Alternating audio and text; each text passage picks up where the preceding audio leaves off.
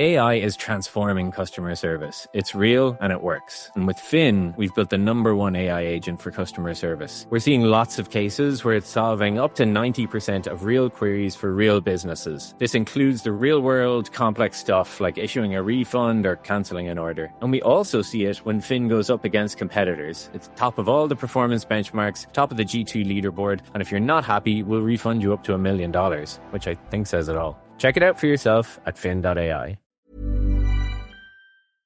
Bonjour, ici Patrick Pierrat. Ce bulletin audio InfoBref Matin vous est offert par Éducalois. Voici l'essentiel des nouvelles en ce lundi 23 mars. À partir d'aujourd'hui, les voyageurs qui transitent par des grands aéroports aux États-Unis pourraient s'y trouver face à des agents de la police américaine de l'immigration. En effet, à cause d'une paralysie budgétaire partielle, des milliers de fonctionnaires fédéraux américains sont en chômage technique depuis plusieurs semaines et d'autres travaillent sans être rémunérés. Dans les aéroports, le manque de personnel engendre de longues attentes. Alors Tom Homan, le conseiller de Donald Trump pour la sécurité des frontières et de l'immigration, a annoncé que des agents de la police de l'immigration seront déployés à partir d'aujourd'hui dans les grands aéroports américains. La police de l'immigration, qui est connue sous le sigle de son nom en anglais, ICE, a fait beaucoup parler d'elle depuis quelques mois à cause de plusieurs incidents dans lesquels elle a été impliquée. La mission qui est donnée à ces agents dans les aéroports, c'est de prêter main forte aux agents de l'agence de sécurité dans les transports pour des tâches simples, notamment la surveillance.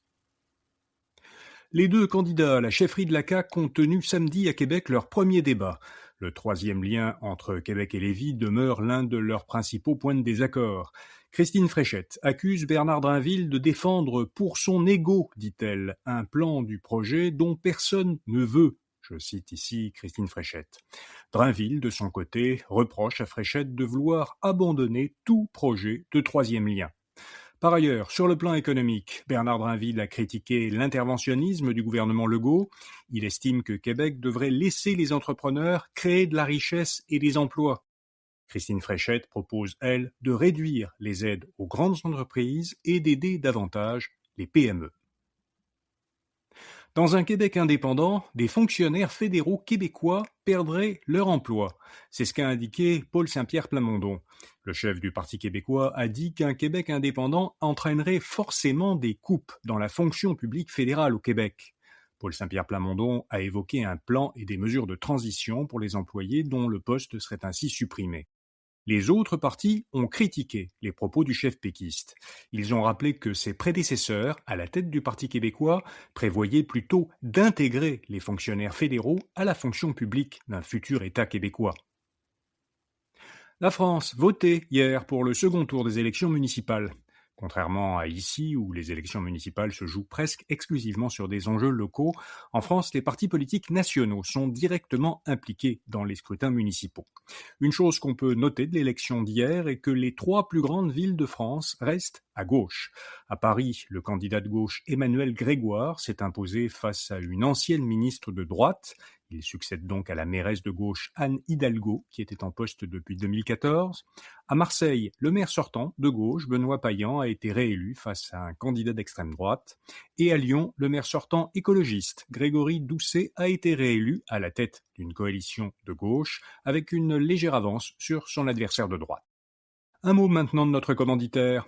Saviez-vous que vos droits touchent presque tout ce que vous faites au quotidien ? Éducalois met à votre disposition des informations fiables, claires et faciles à comprendre pour mieux connaître vos droits et agir avec confiance. Les explications sont simples et accessibles à tous. Pour en savoir plus, rendez-vous sur le site d'Éducalois. Le lien est dans la description de cet épisode. Kraft Heinz va investir $250 millions pour moderniser son usine de Montréal. L'investissement vise à augmenter la capacité de production de l'usine qui compte 1000 employés. Le président de Kraft Heinz Canada a expliqué lors d'une conférence de presse que, pour satisfaire la demande au Canada, l'entreprise doit parfois importer certains produits quand la demande est très forte, par exemple du ketchup l'été lors de la saison des barbecues. Il estime que l'investissement qui vient d'être annoncé permettra de produire au Canada toute la production que Kraft Heinz vend au pays. Garage ouvre 2 premiers magasins hors de l'Amérique du Nord. La marque montréalaise de vêtements et d'accessoires pour jeunes femmes a ouvert sa première boutique hors Amérique du Nord au Royaume-Uni, dans le comté de Kent, près de Londres.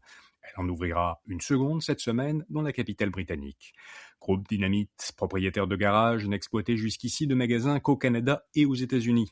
Le détaillant présente son incursion au Royaume-Uni comme une nouvelle ère de croissance internationale. Déjà, la moitié des Québécois ont utilisé un outil d'IA générative. La proportion des internautes québécois qui ont déjà utilisé un outil d'intelligence artificielle comme ChatGPT est passée de 33% en 2024 à 52% l'an dernier. C'est l'une des données saillantes de la plus récente enquête Net Tendance de l'Académie de la transformation numérique de l'Université Laval. En entrevue à InfoBref, Jean-François Lalonde, directeur adjoint du comité scientifique de l'Institut Intelligence et Données de l'Université Laval, qui a participé à l'analyse des résultats, a expliqué que l'IA générative avait connu l'an dernier une progression fulgurante qui, dit-il, démontre bien à quel point cette technologie est transformatrice et a un impact dans presque toutes les sphères de la société. Pour en savoir plus sur qui utilise l'IA générative au Québec et pour faire quoi, écoutez l'entrevue avec Jean-François Lalonde qui dure une quinzaine de minutes. Vous la trouverez tout de suite après ce bulletin de nouvelles dans le flux du balado InfoBref. Vous trouverez aussi dans la description de cet épisode un lien vers une version vidéo de l'entrevue si vous préférez la regarder sur YouTube. Et puis, comme chaque lundi, InfoBref vous fait découvrir une jeune entreprise québécoise innovante. Cette semaine, on vous parle dans notre infolettre de la jeune pousse montréalaise Data Sophia. Elle a conçu une plateforme d'architecture info-nuagique préconfigurée qui automatise la plupart des tâches nécessaires pour créer un service info-nuagique et donc pour en réduire le temps de création. Pour en savoir plus sur cette technologie, lisez le portrait de Data Sophia à infobref.com ou en suivant le lien dans les notes de cet épisode.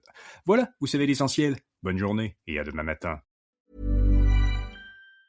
Here's how to stay alive longer so you can enjoy Boost Mobile's unlimited plan with a price that never goes up. Do not mistake a wasp nest for a piñata.